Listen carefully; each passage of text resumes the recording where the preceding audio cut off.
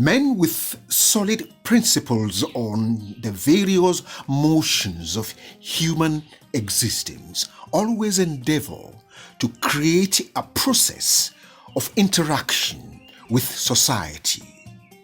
This process of interaction usually emerge as a form of special natural tool for the purpose of reaching out with a touch of care, an expression of feeling of concern for the community, for loved ones, family members, and on a broader purpose, the circulation of goodness, love for humanity. Here in Bagan, Osun State, Bola Babalakin firmly established this lofty pattern of human interaction as part of his legacy.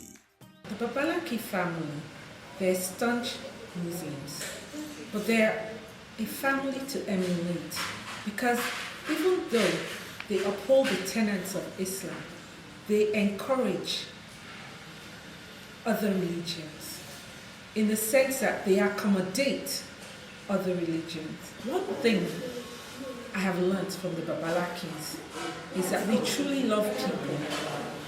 They care about people. As we have promised in Lotto Productions, here is another short documentary on a legacy worthy of emulation. We are now ending Ramadan, a period, among others, period of special prayers to Almighty Allah. This is an appropriate time to reflect deeply on Papa's legacy, a legacy that is worthy of emulation. Secondly, if it were possible for our father to look back and see what is happening, I think he will be doubly happy for having lived a fulfilled life and having left a legacy that is worthy of emulation.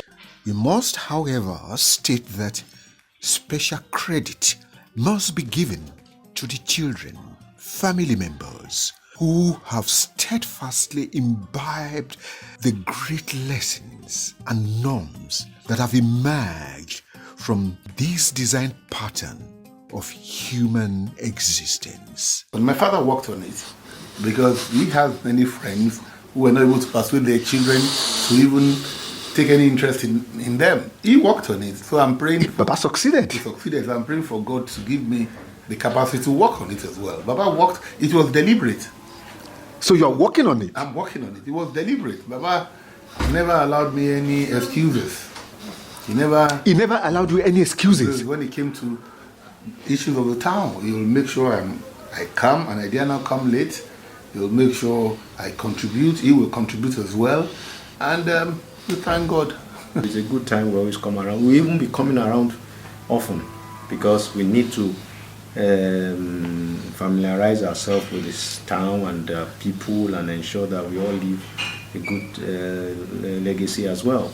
His legacy is fantastic and we pray that we can be able to live up to it. We can then ask, why are they, the children, so faithfully tuned on to Justice Bola Babalakin? Papa must have displayed some wonderful fatherly qualities, fatherly virtues that the children can never forget.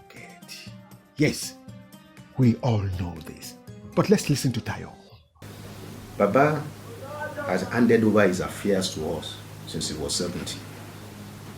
That's something I want to leave with my children too. So there was not an issue of this one has this one has that, this one. Baba has handed. We developed his properties and everything because we could manage it better and everything. Made him have money and all that. At 70, he had handed everything over. Since 70? Yeah. And he lived up to 95. So Baba was just, It's a very good example. You don't hold on to anything. He said, look, we come to this world without anything. We're going to go away.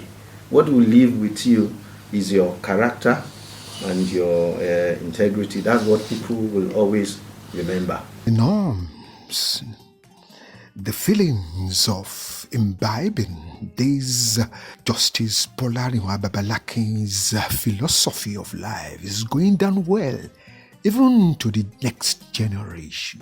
On this day that we return from Yidi and we move on to the compound, the grandchildren are even emotional as they follow their parents and at the same time call into memory the treasured characteristics of their grandparents. Listen to our dear Ibironke. An emotional times, the first Eid without Grandpa, and I'm just glad. The first Eid without Grandpa. Yeah. That's deep. Yeah. I'm glad we're all here, though. I'm really glad we're all here together to celebrate. That's important, Yeah. and I'm impressed that you made it. Oh, yeah. Go on. No, I think it's important that we all come. Are you looking forward to this continuity? Of course. Now, so it's going to be in your mind because your father is very, very instructive about that. Yes, and I think my grandpa had left very strong wishes in his will about the family, so being kept together. And so I think we're all going to make an effort to continue. This is why Osun State and all its indigents look on favorably, appreciatively to the Babalakins, the kings and the Oloris. In actual fact, some of the queens and the Oloris do have special prayers for the Babalakins' children. Listen to two powerful, strong and dynamic Oloris in Osun State. Prayer for there is life. And that's what we do. I mean, life is because when we see him, we know Baba is still around. And we know that there is no help anybody wants to help Baba, that he will not be ready and available to do anyone that comes out.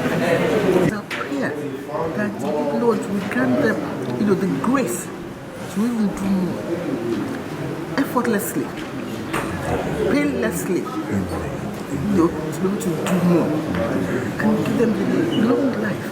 That even their children too, my prayer, their children too, will even surpass them. That is Papa Bola Babalakin's grandchildren now. Thank you. Which means the legacy is surviving. It will survive. It will survive. It will survive. It will survive. That's your prayer, that's your wish. That's my wish. That's my wish. Not because of anything, but because I wish it so. Because of the I love them. You might not see every day, but I love them because they exhibit love. They exhibit respect. Now at the end of Ramadan, and taking it all from the prayers of these two powerful Oloris in Osun State, we will, inshallah, be seeing the progressive growth and movement of love for Gbogan and Osun State. Yes, a display of humility while attending to the needs of the people.